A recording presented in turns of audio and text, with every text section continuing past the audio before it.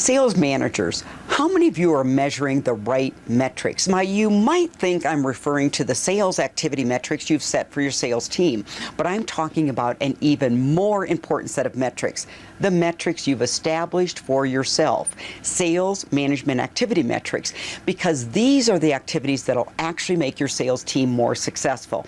Now, there's several metrics to consider, but let's talk about 3 today. Number 1, have you established a number, a goal, for the amount of times you're going to listen along, write along, view along to sales calls conducted by your salespeople? Because there is nothing, I repeat, nothing more important than listening in on those calls. Because this is when you get to be the passenger. Visualize yourself driving in a car, riding in a car, and you're the passenger. Now, as a passenger, you get to take in the scenery, you get to take in the views, but the driver of the car is very intentional, watching traffic, drivers, exits, and so often the driver, the salesperson, can miss some of the cues on the call, which you can pick up. So sales managers listening, watching, can hear the verbal, nonverbal cues, and I've heard more than one sales manager share with me the importance was because they heard questions that they didn't realize were being asked of their sales team. They were hearing new objections. By listening and viewing, they were able to gain information to help them be a better sales coach. Number 2, establish a metrics for pre-call planning.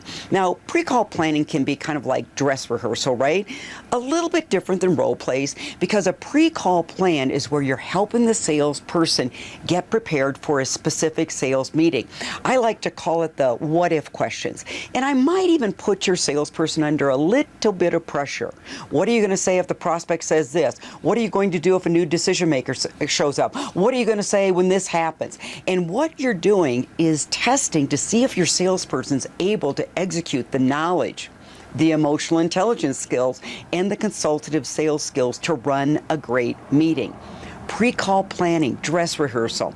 And finally, one-on-one coaching sessions. And remember, in your one-on-one coaching sessions, you are coaching a sales person. Yes, there's a sales side of it. That might be pipeline reviews, a deal progression, but make sure you check in with the person.